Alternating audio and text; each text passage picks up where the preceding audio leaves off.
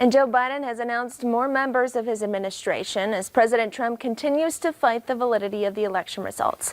Skylar Henry reports from Wilmington, Delaware. It's a big day for President-elect Joe Biden and Vice President-elect Kamala Harris.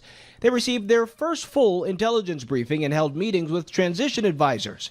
Tuesday, they'll officially announce members of their economic team, and Biden will nominate Janet Yellen for Treasury Secretary, who would be the first woman to lead the department. Cecilia Rouse will be named as chair of the Council of Economic Advisors, and Neera Tanden will serve as White House Budget Director. Mr. Biden remained home here in Wilmington, Delaware Monday. He's recovering from hairline fractures in his foot after being injured playing with his dog over the weekend.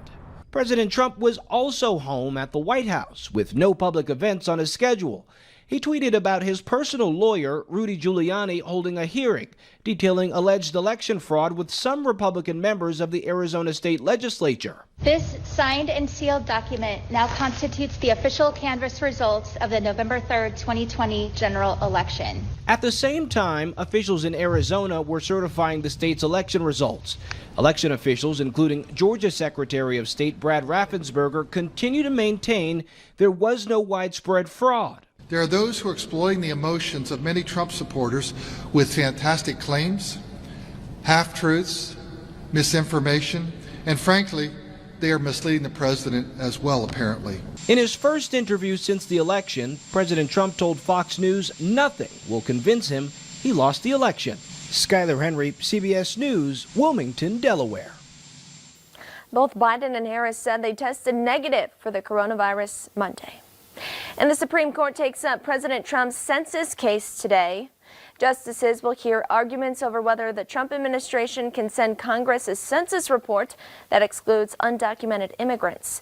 It's a move that could shift money and political power away from the states with large immigrant populations.